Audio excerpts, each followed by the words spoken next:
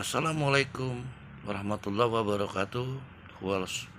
Wallazi arsala rasulahu bil huda wa dinil haq liyuzhirahu ala kulli wa kafa billahi syahida. Saudara para pemirsa YouTuber yang berbahagia, kali ini kita akan membahas teknologi pertanian di Cina, yang mana irigasi mereka menggunakan sistem irigasi laut. Video ini Al-Fakir persembahkan tidak lain dan tidak bukan sebagai pembelajaran bagi kita agar kita bisa melakukan apa yang dilakukan oleh petani-petani Cina.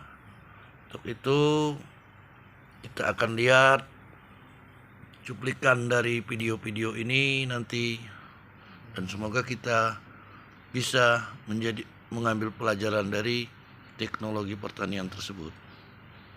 Baiklah, untuk mempersingkat waktu, kita akan putar videonya dan kita saksikan bersama-sama.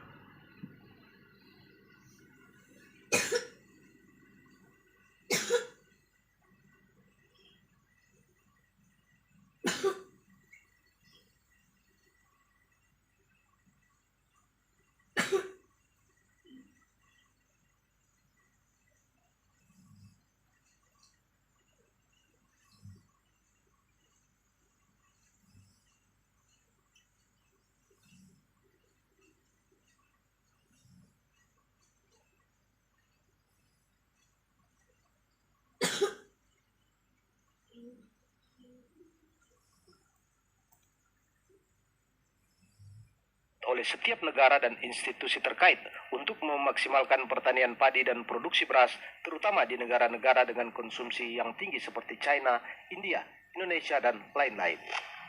Selain untuk pemenuhan kebutuhan dalam negeri, beberapa negara juga menjadikan beras sebagai komoditi perdagangan antar negara karena mereka menyadari bahwa posisi beras sangat penting dalam perdagangan internasional dengan pangsa pasar yang besar. India, China, Thailand, Vietnam, dan beberapa negara produsen terbesar dunia tercatat juga sebagai konsumen dan eksportir terbesar, kecuali Indonesia yang tidak masuk daftar top eksportir meski masuk 5 besar produsen terbesar. Artinya Indonesia mengalami kekurangan produksi. Apakah lahan pertanian padi di Indonesia terbatas? Coba berikan komentarnya.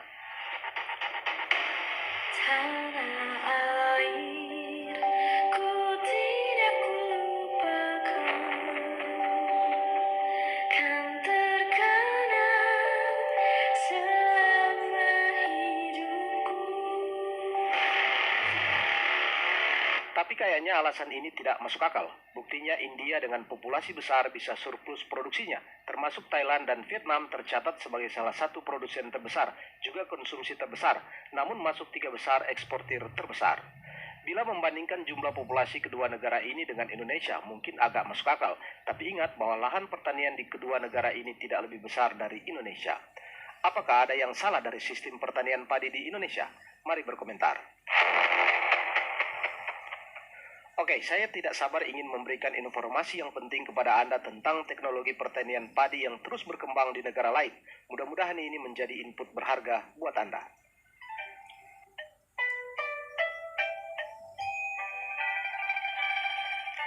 China sebagai negara dengan konsumsi beras terbesar di dunia terus mengembangkan riset dan pengembangan pertanian padinya. Selain memaksimalkan lahan-lahan pertanian padi yang potensial, mereka juga banyak bereksperimen untuk mengembangkan benih padi yang bisa dibudidayakan pada kondisi iklim dan lahan di luar habitat asalnya. Hal ini dilakukan karena tidak banyak wilayah di China yang bisa ditumbuhi padi dengan subur, sehingga perlu melakukan rekayasa teknologi agar bisa terus memproduksi beras tanpa mengandalkan impor. Namun ini berbeda dengan kebijakan cari gampang yang kerap dilakukan oleh negeri Wakandanya netizen. Kita lanjut. Beberapa inovasi teknologi pertanian padi China sering dibahas di channel ini. Salah satunya pengembangan benih padi raksasa China yang telah berhasil dikembangkan. Yang belum nonton silakan cek videonya di channel ini. Meskipun memiliki daratan yang luas, namun faktanya tidak semua wilayah di China cocok untuk pertanian. Karena daratan China juga terdiri dari banyak pegunungan, gurun dan tanah dengan salintas tinggi. Fakta inilah yang membuat China terus melakukan riset dan pengembangan teknologi pertanian padi untuk bisa meningkatkan produksi dan memenuhi kebutuhan dalam negeri. Namun rasanya tidak logis bila dengan investasi dan riset yang jor-joran selama ini, bila visi China hanya untuk memenuhi kebutuhan rakyatnya. Karena sebagai negara superpower, mereka sadar bahwa beras adalah komoditi bergening penting di dunia yang harus dikuasai produksi dan perdagangannya bila ingin menggantikan dominasi Amerika Serikat sebagai negara adikuasa. Baik, sebelum kita lanjut ke informasi tentang teknologi pertanian padi air laut, sebaiknya Anda mengetahui informasi ini. 70% air tawar yang mengairi bumi digunakan untuk pertanian. Di antara tanaman pangan penting yang dibudidayakan dalam skala yang luas, secara konvensional padi membutuhkan air paling banyak untuk pertumbuhannya yang maksimal. Terdapat lebih dari 100 negara penanam padi yang menghasilkan 700 juta ton beras jadi setiap tahunnya. Asia menghasilkan 90% beras dunia. Setiap hari, 3,5 miliar orang mengkonsumsi makanan yang terbuat dari beras. Populasi dunia yang meledak diperkirakan akan ada 9,7 miliar orang di planet ini pada tahun 2050. Permintaan makanan meningkat pesat dari hari ke hari, sementara situasi perubahan iklim menjadi semakin rumit dan ekstrim. Menghadapi situasi ini, para peneliti telah menemukan lahan baru untuk budidaya pertanian. Inovasi teknologi pertanian terbaru China untuk menumbuhkan padi yang toleran garam telah dilakukan di sejumlah tempat. Seperti yang Anda lihat pada video ini, bahwa sejak Mei 2022, China telah memulai penanaman padi air laut skala besar secara nasional. Beras air laut ini adalah jenis padi yang toleran terhadap garam, dirancang untuk tumbuh di dataran pasang surut atau dataran lain dengan konsentrasi garam yang tinggi dan dikembangkan melalui persilangan dan teknologi lainnya. Inovasi ini dilakukan sesuai visi di mana pada tahun 2022 China berencana untuk mengubah 1 juta lebih MU atau lebih dari 66.000 hektar tanah salin alkali menjadi sawah.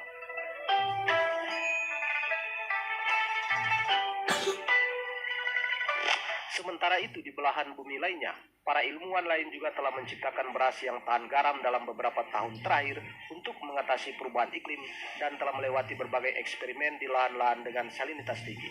Agrisi, sebuah perusahaan yang berbasis di Selandia Baru yang berspesialisasi dalam proyek ilmu pangan, telah memperkenalkan arah baru pertanian, membantu meningkatkan produktivitas berkali-kali dibandingkan pertanian tradisional. Dengan menganalisis dan mengubah DNA varietas padi, tim menemukan cara inovatif menanam padi di laut tanpa tanam. Alih-alih mencampurkan gen dari banyak tanaman untuk menciptakan varietas baru tanaman yang toleran garam, Agrisi mengubah gen langsung pada tanaman padi, membantu padi mengatur asupan garamnya sendiri serta jumlah garam di dalamnya. Sel melindungi DNA dari salinitas dan bahkan meningkatkan kemampuan ini dari generasi ke generasi. Agrisi menggunakan teknik penyuntingan gen untuk memperkuat gen toleran garam yang sudah ditemukan pada beras untuk menumbuhkan biji-bijian di pertanian laut terapung. Padi ini tidak membutuhkan tanah, pupuk, dan air tawar. Perusahaan rintisan Kanada ini menurut pemberitaan di situs resminya telah meluncurkan pertanian percontohan kecil pada Januari 2022 dengan rencana produksi skala penuh di akhir tahun. Agrisi percaya bahwa padi hasil rekayasa gen mereka yang ditanam di lautan dapat membantu memerangi kelaparan dan meringankan berbagai masalah lingkungan.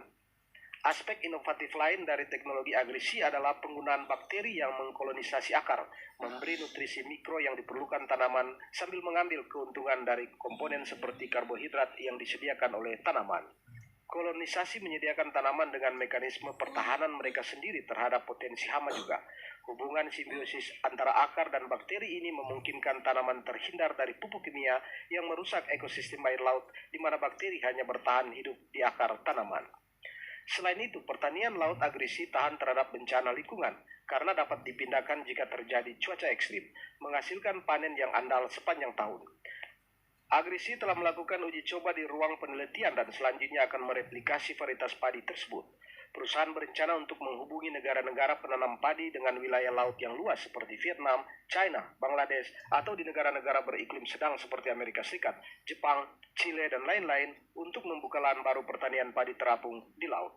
Pendiri Agrisi mengharapkan beras berbasis laut mereka memiliki hasil yang lebih besar daripada yang diproduksi secara konvensional. Belum ada informasi terbaru dari rencana Agrisi ini, tapi Anda bisa terus memantau perkembangan. Demikianlah tadi apa yang kita saksikan. Negara Cina, Thailand, Vietnam sudah mengembangkan teknologi budidaya tanaman padi dengan irigasi air laut. Lalu video ini Al Fakir bikin adalah sebagai pembelajaran bagi kita, tidak lain dan tidak bukan. Kita harus belajar dari negara-negara yang sudah swasembada beras. Apalagi beras ini termasuk kebutuhan pokok di bumi Nusantara ini dengan 255 juta jumlah penduduk. Dan itu ketergantungan sekali dengan makanan pokoknya beras.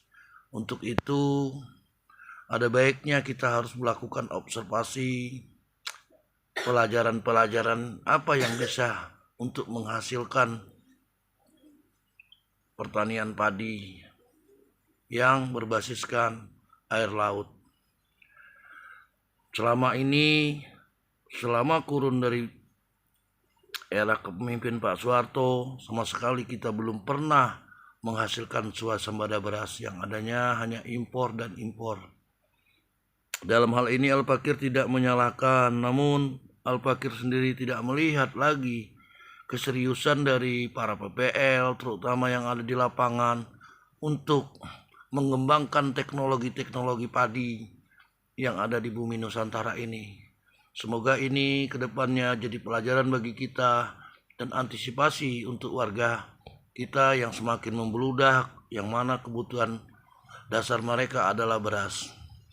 Akhirul kata, billahi taufiq wal hidayah. Wassalamualaikum warahmatullahi wabarakatuh.